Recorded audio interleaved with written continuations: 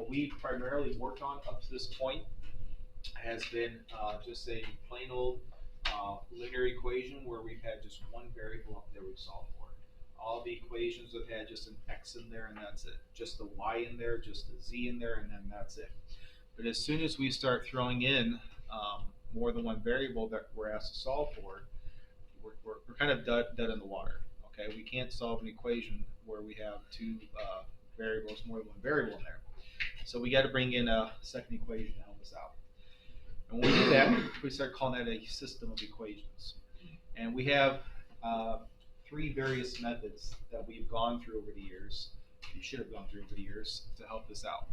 One method is solved by graphing, which graph a line, graph another line, see where they intersect. Nothing really crazy off of that. Today in the assignment, I've thrown out a couple of those because I don't have the time to keep going over that. There's just graph a line, solve by graphing, see where they intersect. That's it. Okay? That's the graph, solve by graphing, that's one way to tackle it. The algebraic method, which tends to be the one that we use most of, is substitution elimination. Each one has a pro and a con. And I will tell you the method that you tend to use the most of is right here today, the substitution method. The elimination method, which we'll talk about then tomorrow, definitely has some pros on it, but things have to be kind of situated a little bit more nicely for that. But substitution method is what we're going to work on here today, where when you think of, again, the word substitution, what comes to mind with the word substitution? Obviously, substitute, thank you. No problem. You're right on the ball today. Okay, substitute, but replace, right? Probably replace comes into mind. So what we're going to do with the substitution method here is things need to have, at least one equation needs to be set up for us kind of nicely, where one of those equations needs to have a variable already kind of isolated by itself, all right? So as we look at that first example up here, we can hopefully clearly see that the top equation already has a variable isolated, right? Y is by itself. So hopefully, as you remember from your previous years with the other teachers, we're going to take that top equation, and I always like to, I think I remembered to do this.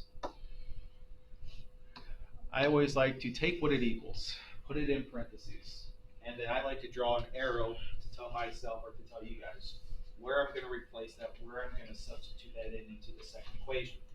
I want to rewrite that so that two equations become one, okay? I can't solve out each equation right now because I have two equations with two different variables. I want to rewrite this so I have one equation with one variable. We can solve that all day long. So the question is, where am I going to draw my arrow into that second equation? Well, we're going to replace a y in that second equation. Well, where's the y located in the second equation? Behind the -6 or behind the 4? Behind the 4. So I'm going to replace that y with that parentheses I just created. So I always like to draw my arrow pointing to right where that y is. I'm going to bump out that y and replace that y with those parentheses. So let's do a rewrite now. That bottom equation is going to get a rewrite. -6x plus 4, and it's like, hey, we call timeout. We call it our substitutes, we call it our replacements. And the y is coming out, and what's coming in its place? That parentheses.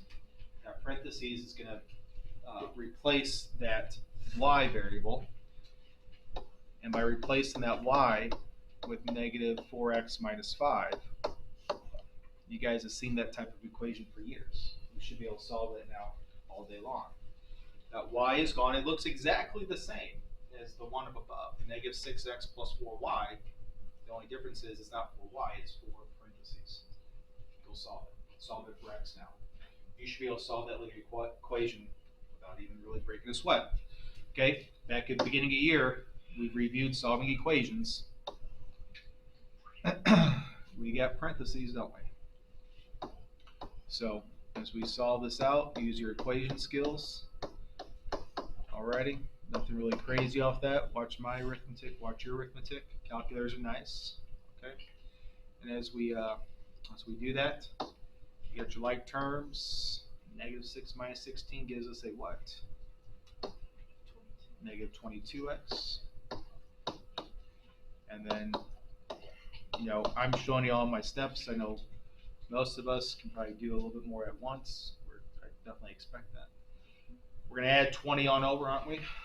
And we get what? Negative 22x equals 22, right? And then finish it off, what are we going to do? Yep, we're going to divide by negative 22, and what's my x? X is going to be what? Negative 1. Watch that negative. X is negative 1. Okay. Now, the one thing about systems is you got one variable up there. You solve for x. What else do we got to do? You got to go find the other variable, right? You got to go solve for y. So to solve for y, you've locked in x. We've done this in geometry. Okay, we've done this type of thing in geometry, where we found x, and we've always had some questions where the last part of the question says, find the value of, find the measure of angle ABC, or find the length of this segment. It keeps asking you to go one more step. The same idea here. You got to realize, go find y. Go pick an equation. The top one or the bottom one. Doesn't matter. Pick one. I don't care. Plug in x is what? Negative 1. Solve for y. I'm lazy. You guys know that. All right. I like to take that top one though. That top one is ready to go. That top one, all you gotta do is just plug in x and just crank it out with your calculator or do the mental arithmetic. Okay. What I mean by that? Y is what? Negative 4 times whatever x is minus 5. Because y is going to be immediately there. And you should be able to do that in your head too. But your calculator can quickly do that for you. Negative 4 times negative 1 minus 5, survey says. You get negative 1 then. Okay. Typically, your solutions are written as an ordered pair. As I said a few minutes ago, this takes us back to solving this by graphing. Okay, where two lines intersect, that's a point. That's an ordered pair.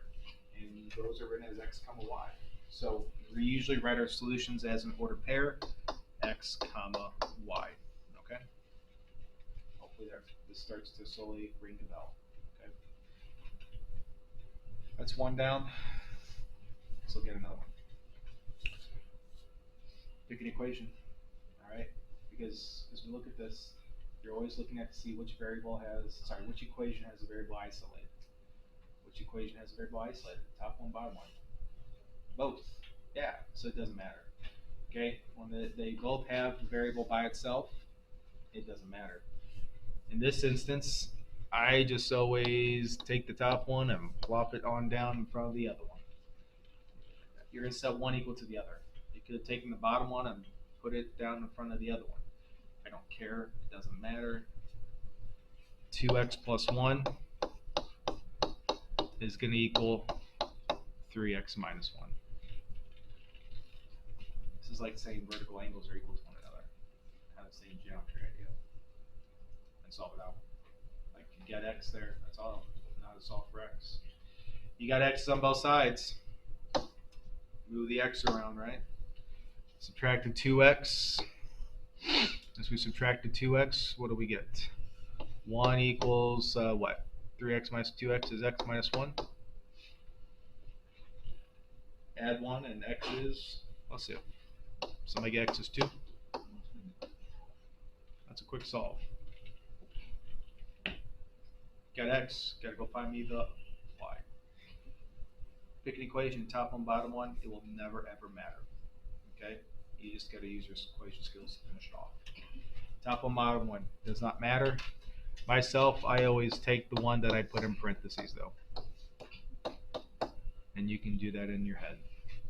Y is 5, alphabetically, order pair 2 comma 5. So if you get different variables up here, x and y, yes, is our go-tos. If you have a and b, c and d, whatever, typically we always write those alphabetically. So if you write into assignments that they're using different variables, write them alphabetically. Okay. All right, let's go with another. Let's take this next one here, letter C. Give you a minute, try that on your own. Okay? Give you a minute, try that on your own.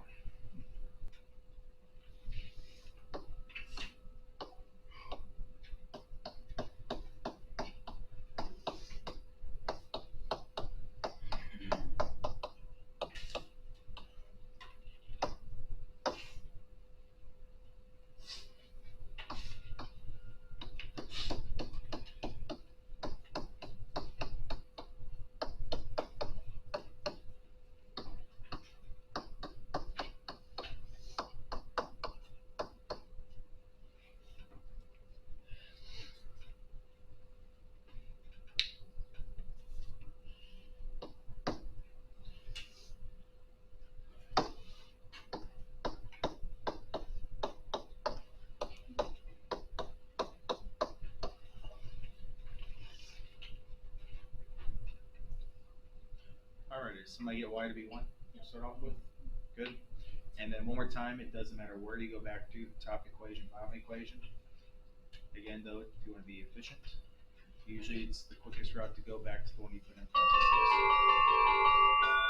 I know that's annoying. So, again, I would encourage you to always go back to the one you put in parentheses. That's usually the quickest route. Remember, you just found x this time.